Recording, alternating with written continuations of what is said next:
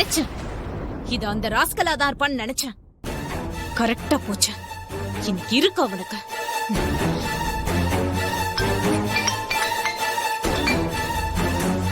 யாருன்னு தெரிஞ்சதா? நான் தான் உன்கிட்ட வேண்டாம் வேண்டாம்னு சொன்னேன் திரு. நீ கேட்டியா? அந்த ஆள் ஒரு வைரஸ். அவனை ஆபீஸ்ல சேர்த்தா ஆபீஸையே அழிச்சிருவான்னு எத்தனை தடவை சொன்னேன். பாரு இப்ப என்ன பண்ணி வச்சிருக்கான்னு. அந்த ராஸ்கல் உன்னை எல்லார் காலையும் விழுற மாதிரி பண்ணி வச்சிட்டான் பாத்தியா? முதல்ல அவன் யாருன்னு சொல்லுங்க.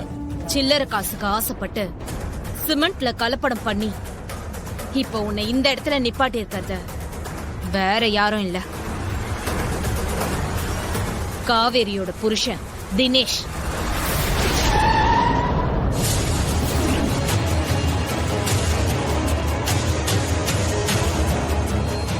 அவரா? அவரேதான். நல்லா செக் பண்ணீங்களா? இவ்வளவு முக்கியமான விஷயத்த சொல்றேன், செக் பண்ணாம சொல்வேனா?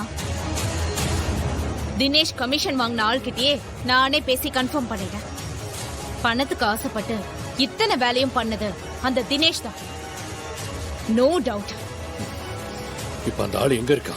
இன்னும் ஆபீஸ்க்கு வரல. நிச்சயம் வீட்ல தான் இருப்பான்.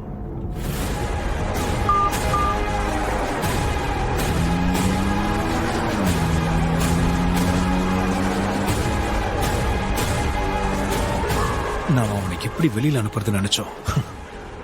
இப்ப அவனே வசமா வந்து மாட்டிக்கிட்டான்.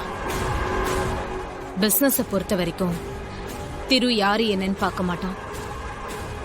இன்னையோட அந்த தினேஷ் சாப்டர் க்ளோஸ். எஸ், நம்ம நினைச்சது ரொம்ப ஈஸியா முடிய போகுது. சரி, திரு இப்ப வீட்டுக்கு போறான்.